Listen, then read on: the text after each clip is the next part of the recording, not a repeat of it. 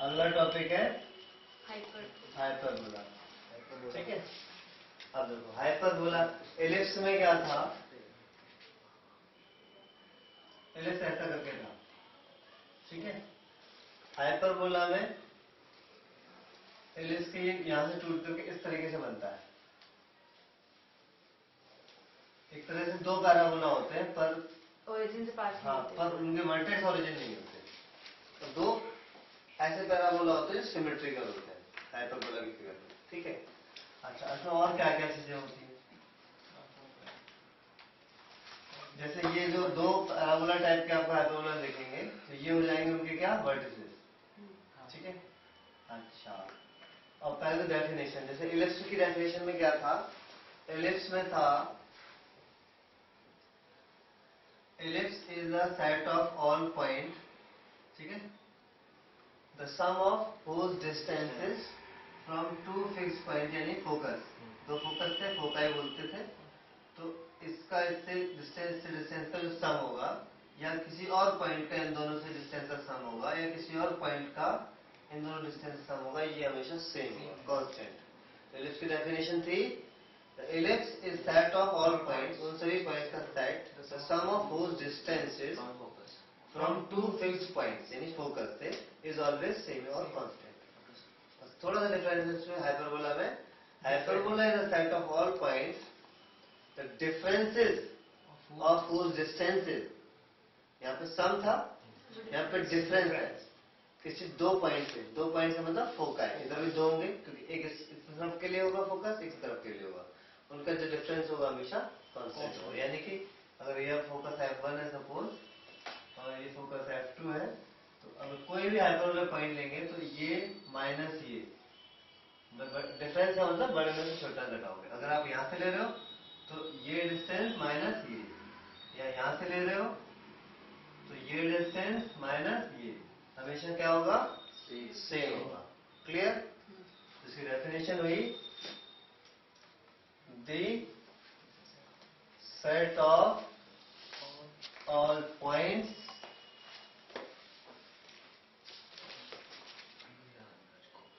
The difference of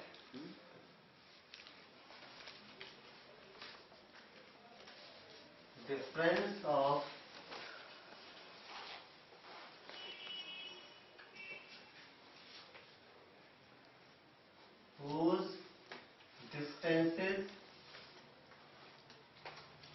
from two fixed points, two fix point का मतलब focus, is a constant, जो कि हमेशा सेम है। अब इलिप्स में भी दो तरह के थे, यहाँ पे भी दो तरह के, यहाँ पे ध्यान से देखिएगा,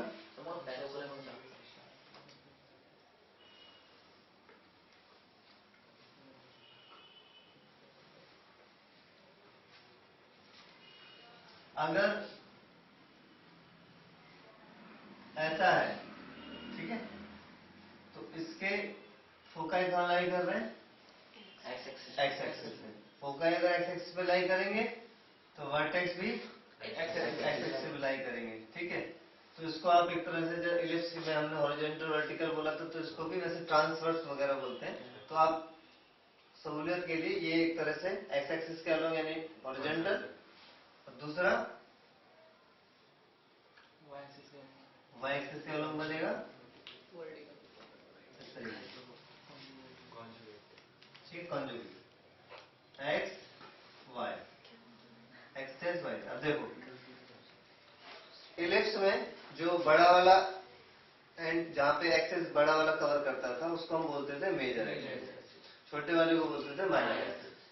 और यहाँ पे अब बड़ा छोटे का चक्कर नहीं है, यहाँ पे बड़े, वहां पे जो था, अगर x का डिनोमिनेटर बड़ा है तो वो हॉरिजॉन्टल इलिप्स बनता था, y का डिनोमिनेटर अगर x के डिनोमिनेटर से बड़ा है तो वर्टिकल बनता था। यहाँ पे बड़े छोटे का मतलब नहीं है, क्योंकि यहाँ पे माइनस आएगा पीछे फॉर्मूले में और वहां पे प्लस था, यहाँ पे माइनस आएगा। तो जो टर्म पहले होगी x वाली पहले होगी, फिर माइनस वाई स्क्वायर वाली होगी, X square by A square, इसकी इक्वेशन होगी X square by A square minus Y square by B square equal to 1। Ellipse में प्लस होता है। अच्छा, इलिप्स में यहाँ पे होता था X square by B square, यहाँ पे ऐसा नहीं होगा, यहाँ Y square by A square होगा। जो पहले होगा उसके नीचे ए स्क्वायर होगा, क्योंकि यहाँ बीच में माइनस आ रहा है। ठीक है, तो X square by B square equal to 1। इसमें बड़े छोटे चक्कर नहीं है। ठीक है, तो x जो पहले टर्म होगी उसके नीचे वाला वो होगा आपका ट्रांसवर्स एक्सिस। इलिप्स में होता था मेजर एक्सिस, यहाँ पे बोलते हैं ट्रांसवर्स एक्सिस, यानी कि वो जहाँ पे वहां पे क्या वर्टिसेस के बीच का डिस्टेंस होता था, मेजर एक्सिस होता था। यहाँ पे जो वर्टिसेस के बीच का डिस्टेंस होगा ये डिस्टेंस भी a होगा, ये भी a होगा। ठीक है, ठीक है, तो ये क्या होगा आपका लेंथ ऑफ ट्रांसवर्स एक्सिस हो जाएगी 2a। वहां पे मेजर एक्सिस बोलते थे। अब मैंने बोला ये चाहे a चाहे छोटा हो चाहे बड़ा हो, मान लो यहाँ पे 9 है यहाँ पे 16 है, तो a छोटा है, फिर भी a वही होगा जो वर्टेक्स होगा, या जो जैसे y है तो y एक्सिस में पड़ेगा ये, चाहे वो छोटा हो चाहे बड़ा हो। इसमें छोटे बड़े से मतलब नहीं है। तो इलिप्स में तो जो बड़ा होता था वही वर्टेक्स होता था, बड़ी वाली वैल्यू ही एक ही होती थी। यहाँ पे ऐसा नहीं है, यहाँ पे छोटी वैल्यू भी एक ही हो सकती है। तो अगर वाई स्क्वायर वाली टर्म पहले है तो वही वर्टेक्स होंगे, चाहे भले ही यहाँ पे 3 यहाँ पे 9 हो, यहाँ पे 25 हो, तो वर्टेक्स हमेशा प्लस माइनस 3 0 जो पहली टर्म होगी। वाई के नीचे तो वाई एक्सिस में पड़ेगी, जैसा कि यहाँ पे एक्स के नीचे है ए वाली टर्म, तो एक्स एक्सिस में पड़ेंगे, चाहे ए की वैल्यू बी से छोटी ही क्यों ना हो। क्लियर? तो ये ए होगा और ये भी a होगा। तो कोऑर्डिनेट के रिस्पेक्ट में अगर बोले तो ये हो जाएगा 0a और ये हो जाएगा 0 माइनस a। ये होगा आपका a0 और ये होगा माइनस a0। यहाँ से समझ में आया? ये ट्रांसवर्स एक्सिस होता है। कंजुगेट एक्सिस इसे बोलते हैं। अब ये कहां से कहां तक है, जब ये पैराबोला के मैक्सिमम हाइट पहुंचेगी तो उस तक का डिस्टेंस होता है। यहाँ पे अभी इसको नोट नहीं कर पाएंगे कहां तक है, तो डायरेक्ट उसका फॉर्मूला है length of conjugate axis 2b। Ellipse में इसको क्या बोलते थे, माइनस। पर इलिप्स में तो हमें दिखता था वो कहां से कहां तक है, कटता था ना, यहाँ पे तो कट ही नहीं रहा। पर उसको कैलकुलेट करने का तरीका है 2 इंटू बी। बी मतलब जो y के नीचे होगा वो उससे पता चलेगा। तो दो तरह के इलिप्स है, इक्वेशन में अंतर पता चल गया। अब जो दो तरह के हाइपरबोला है, तो दो तरह के इलिप्स भी थे, फॉर्मूले में लगभग सेम है, थोड़ा सा अंतर है। ठीक है, तो जितने मैंने इलिप्स में बताए थे पहले वो मुझे बताओ क्या क्या चीजें मैंने बताई थी। सबसे पहले सेंटर, पहली चीज। दूसरी मैंने बताई थी वर्टिसेस, फिर सी की वैल्यू, फिर फोकाई, फिर एसेंट्रिसिटी, फिर लेंथ ऑफ मेजर एक्सिस। यहाँ पे होगा length of major axis transverse. इसमें मेजर नहीं बोलते, ट्रांसवर्स एक्सिस और लेंथ ऑफ कॉन्जुगेट एक्सिस। अब ध्यान देना फॉर्मूले में ज्यादा अंतर नहीं है। लेंथ ऑफ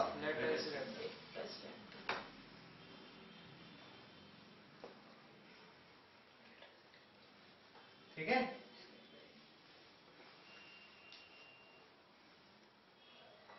ओके, तो यहाँ पे पहले ट्रांसवर्स हाइपरबोला यानी पहला वाला X square by A square minus Y square by B square equal to 1। यहाँ पे conjugate hyperbola X square by Y square by A square minus X square by B square equal to 1। Centre point को बोलते हैं। तो दोनों ही hyperbola का centre क्या है, ओरिजिन, यानी 0 0।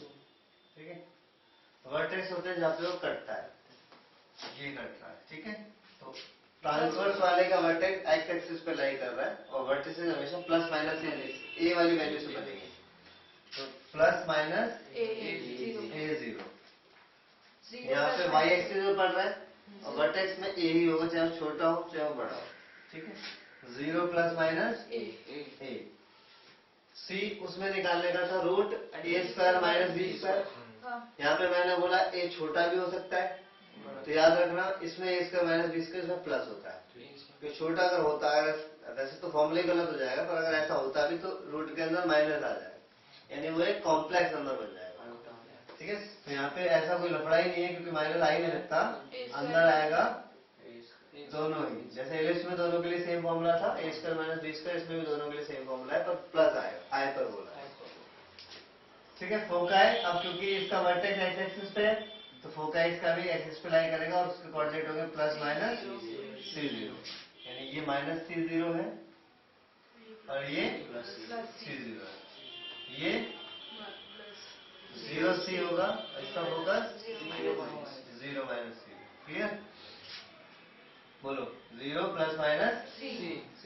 यहाँ तक देखो इलिप्स में और उसमें कोई डिफरेंस बस यहाँ पे आया है, यहीं पे तो है, eccentricity same C by A, eccentricity इसकी भी C बाई, तो यहाँ पे भी केवल अभी तक केवल ये डिफरेंस, अगर इलिप्स अच्छे से भैया पता है, एसेंट्रिसिटी क्या होती है? eccentricity is the ratio of the distance of vertex from the distance of the focus from the center। तो फोकस का सेंटर से डिस्टेंस क्या है? अगर ये कोऑर्डिनेट C0 है तो डिस्टेंस कितना होगा C। अगर ये पॉइंट 50 लिखा होगा 50, यहाँ से यहाँ का डिस्टेंस कितना होगा 5। तो eccentricity is the ratio of distance of focus from the center, यानी कि C टू किसके साथ रेशियो निकालना है? Distance of the vertex from the centre.